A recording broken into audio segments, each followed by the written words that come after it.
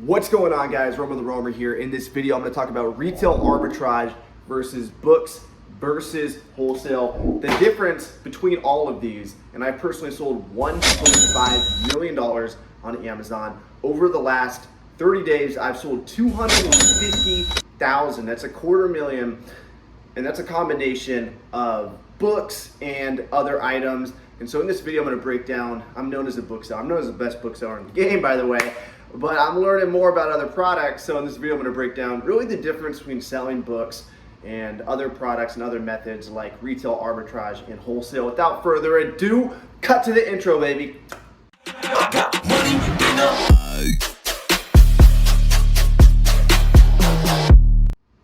All right, guys. So in this video, we're really going to go over the differences in pursuing these different business models, from selling books on Amazon, from doing the whole retail arbitrage thing. For anyone that doesn't know what retail arbitrage is, that means you're going into retail stores like TJ Maxx, Ross, Marshalls. These are great places to start with retail arbitrage because they have a bunch of discounted prices for popular brands. And what you're doing is you're scanning the items with the Amazon seller app, and you're seeing, hey, this is going on Amazon for 30 bucks and I can buy it for $7 in the store. After Amazon fees are factored in, you're able to make a decent amount of profit. Now, the main difference between selling used books and other items like sandals, really any other category, the main difference is other categories sell much faster.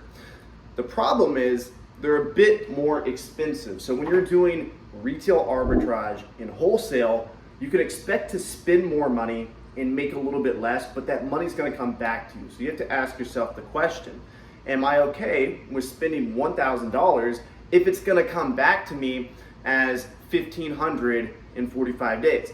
Are you okay with taking $1,000, saying goodbye to it for 45 days, and then it coming back to you as $1,500? That's the question you have to have the answer to, because if you're not okay with that, then perhaps you should start with used books. Now, the beauty of used books is you can get these for free.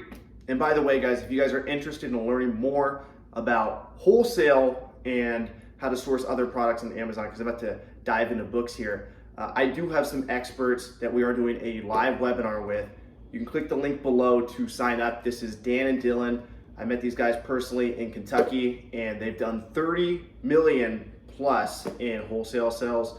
So they know their shit, they're legit. And so if you want to sign up for that training, be sure to click below. They actually started with used books. And the cool thing about used books is you can get used books for dirt cheap at places like, literally you can get them for free. Like dirt cheap, you can get them at places like library sales, thrift stores, garage sales, estate sales. Estatesales.net is huge.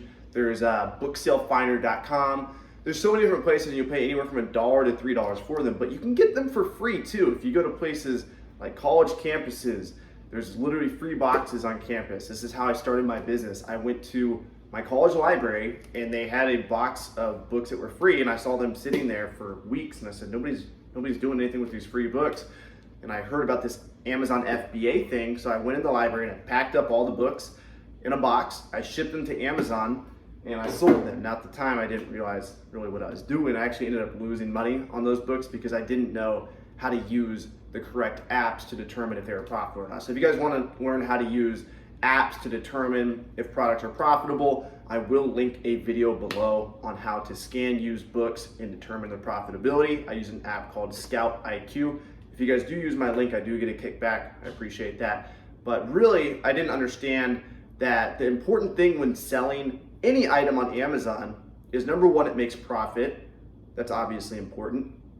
But number two, it sells. If you pick up items that don't sell, they don't have enough sales velocity, maybe they don't have any sales history, you're gonna make a huge mistake. So whether it's books or other items, make sure that you have a good understanding of sales rank. In the book world, we have something called eScore. Make sure you understand the demand of the item before purchasing it. So let's move on from books to retail arbitrage. I gave you guys several different places to find books. Now with retail arbitrage, I haven't dove in too deep. Is that a word? Dove in? I haven't dived too deep into retail arbitrage, but I have sold almost, out of the 200,000 in sales, the majority of those sales are 250,000. At least 175,000 is products other than books. And I'm sourcing these products from retail stores. I can't say the exact name of the product I'm sourcing right now. It's a seasonal product. It's selling like crazy right now. It's absolutely fucking insane how much money I'm making in such a short amount of time. I'm not used to this, and this is why I'm preaching to my audience now that, you know, there's other opportunities out there with retail arbitrage, with wholesale. Books are great, but books sell much slower. Yes, they sell for a higher ROI, but they sell much slower. With these other products, I'm literally selling hundreds of units in one day. I sold 600 units in one day. You just don't see that with books. You don't see one listing generating like that many sales in one day. Maybe like the top fiction books, but they're not really profitable for us unless you have a really good relationship with a wholesaler. So when it comes to purchasing items, you want to make sure that they have sales velocity. And a simple way to do this is open up the Amazon Seller app on your phone, 100% free, and go to the clearance section in retail stores, scan the barcode here, and you see that the price on this is $7.99. And you see that they're going for $30 on Amazon or whatever the difference is. These are sandals for myself. So nobody quote me on these if these are probably going for $5 on Amazon. I probably could have got these cheaper on Amazon. But what you're gonna do, go to the shoe section, go to the toy section. These are two good sections to start out with. Make sure that you're able to sell the product. Check for Amazon restrictions before you purchase a product. And guys, just because you're restricted in a product, let's say you scan something, you're like, oh, I can't sell it because I'm gated.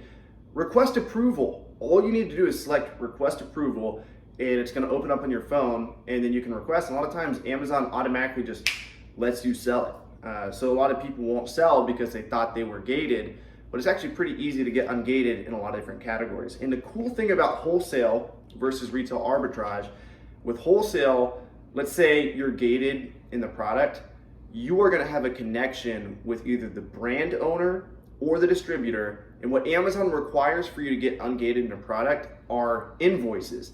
So if you have a wholesale account, then what you can do is you can order, you know, you're gonna be ordering thousands of units from them anyway. Show Amazon an invoice with at least 10 units, and you'll likely get ungated in whatever brand or category you try to get ungated in. This has worked for me in basically every category I've tried to get ungated in. Lego, Disney, all you need to do is go directly to the brand owner, purchase the product from the brand owner, and show Amazon the invoice, and they'll let you sell the product. So retail arbitrage is great because you go into the store, you just scan. The best place to start, clearance section, because everything's already discounted.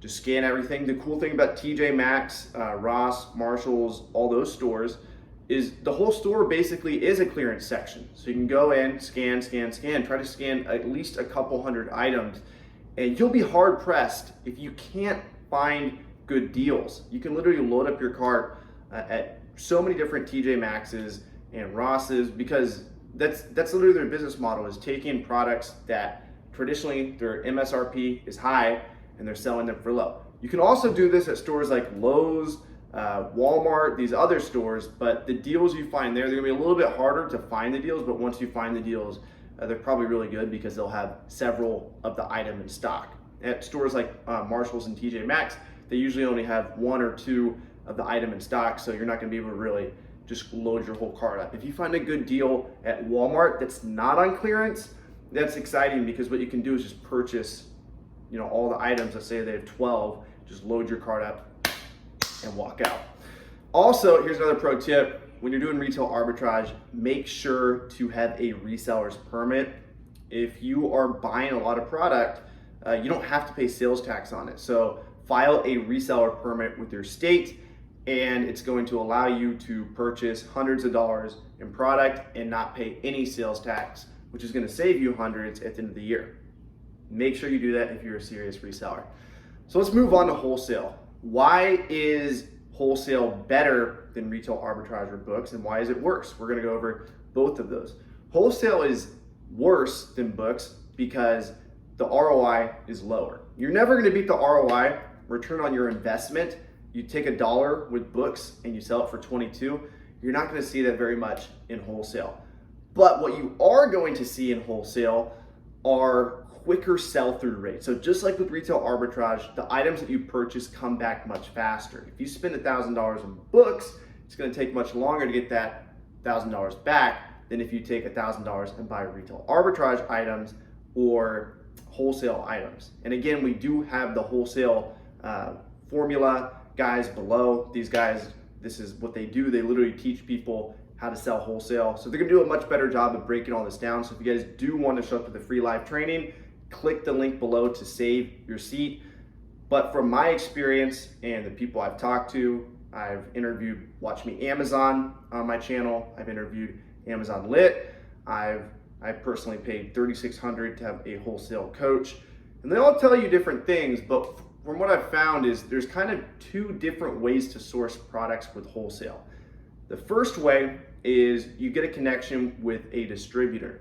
So a distributor is like a middleman. A distributor basically has a list of all the brands that they have relationships with the brand, and they get super discounted pricing with the brand, and then they sell it at a bit higher of a price. That's how they make their profit to you. So it's much easier to order from distributors because they have a list of all the products, and there's cool software where you can take the list and you can run it, and it tells you, hey, out of these 1,000 items, 5 would be good to sell on Amazon at whatever your ROI is. You can enter your target ROI. I want to make at least 20% ROI, and I want the sales rank to be at least under 40,000. Like whatever your criteria set, you can do that. There's tons of different softwares you can use. I'm not going to go into the different softwares in this video, but just know distributors, it's lower hanging fruit. It's easier. There's not as much of a barrier to entry. Yes, you do need to establish a relationship with the distributor. You do need to actually pick up the phone sometimes. Sometimes you don't need to. Sometimes you can do it all online,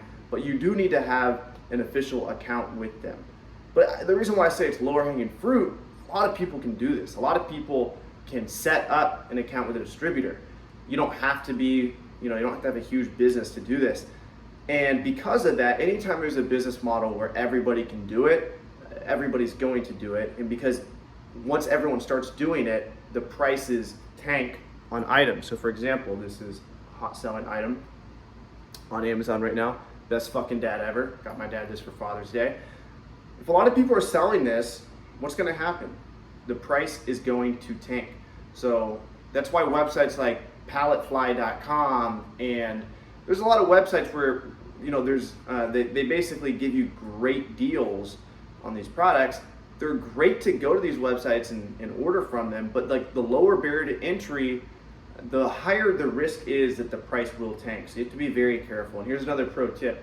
If you ever do go to a website like Palletfly, or you're dealing with a distributor where you know a lot of other people are dealing with that distributor, what you should do, if you ever find a good deal, let's say they have 1,200 units in stock, never just buy 600 of those units, because what you're gonna do is you're gonna buy 600, then somebody else is gonna buy 300, then somebody else is gonna buy 300, and then you guys are all gonna compete against each other. What you should do, if you have the capital, is purchase all 1,200, because that's going to allow you to have all of the inventory on your account, so there's not gonna be people competing with you from the same source. Now, is it guaranteed that people don't order from another distributor or another source? Of course not, but if you know it's a website like palletfly.com and you know that they are selling to other Amazon sellers, then you're putting yourself at risk by not purchasing all the product.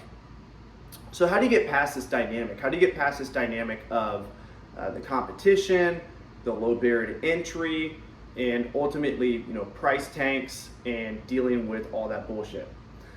What you can do is work a little bit harder and a little bit smarter than all the competition, and instead of going to the easiest place to get inventory, which is the distributor, what you can do instead is go directly to the source. So in this example, this best fucking dad mug, what you would do instead, now this isn't like an official brand or anything, so this is probably a bad example. Find a better example. This right here, these weird little cat salt shakers right here. Let's say that you're like, oh wow, this is a hot item to sell on Amazon. By the way, if you guys want to learn how to source products directly from Amazon, this is actually called the reverse sourcing method. What Dan and Dylan do is they go to Amazon first, they find the product, prove that the product has good profit and good sales history, and then what they do is they reach out not to the distributor, but directly to the brand. So what you'll do is you'll find a product you know is selling well on Amazon. You can do this by going to Amazon.com and looking at the top 100, top 1,000 items in various categories, and just go scroll through them and find products you know are selling for a lot, and then what you do is reach out directly to the brand owner.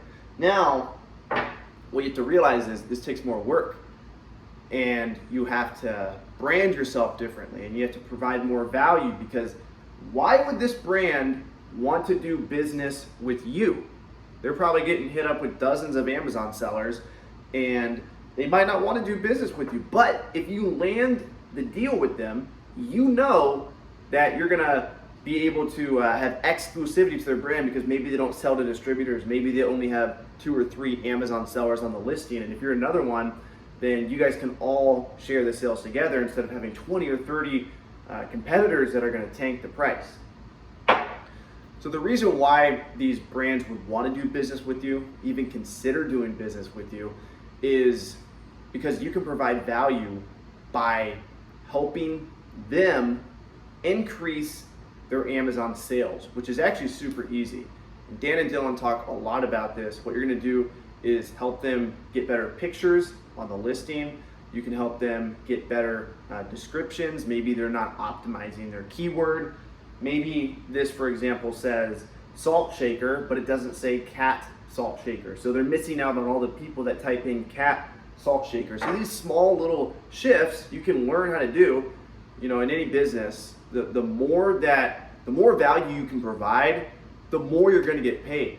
So it's worth investing in yourself to become an Amazon expert, to learn PPC, to learn keyword optimization, to learn how to hire a graphic designer from Fiverr.com and optimize their the pictures on their listing. It's worth investing in yourself to become this higher quality person, in the sense that you're going to be able to help more businesses, not higher quality person personally.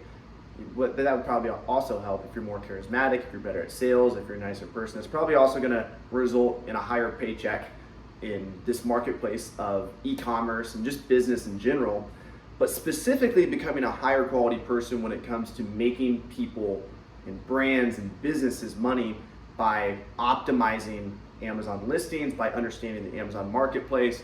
And so that's what Dan and Dylan teach, is how to learn these things. So when you go to the brand and the brand says, why the hell would I do business with you?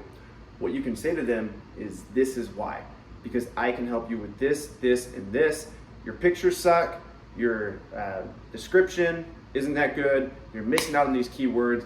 Let me do business with you, and I'll ensure that not only you get more Amazon sales, but also I get more Amazon sales on the listing. All of us, whether or not the brand is selling on Amazon themselves, you're going to get more sales, you can tell the brand, because I will purchase more product from you because I have optimized your presence on Amazon. So that is the 2 different approaches that I found with wholesale. So number 1, distributors, if you guys want to get started right away, go to palletfly.com, place an order. But remember, if you're going to place an order, I recommend buying everything if it's a good product, and make sure you understand how to read keepagraphs.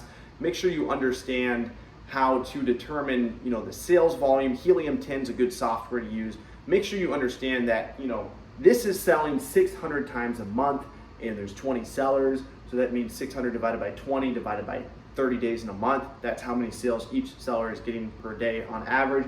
Make sure you realize how to do that. And of course, there's more intricacies than just that. But just make sure you understand, before you drop $1,000 on a product, you understand the sales velocity, you understand the pricing, the profit, the shipping fees. All this stuff is very important. And again, Dan and Dylan will cover all of that, and the link is below. I'm super excited for this free live training with them. I've learned so much from them, and I've invested a ton in my wholesale education, and the value that they give away for absolutely free, it beats a lot of the value that some people charge for it. I haven't paid for a lot of wholesale consulting, but my coach is great that I have right now, but I look at what they're teaching, I'm like, wow, they're giving all this away for free. So again, click the link below if you're interested in learning from Dan and Dylan.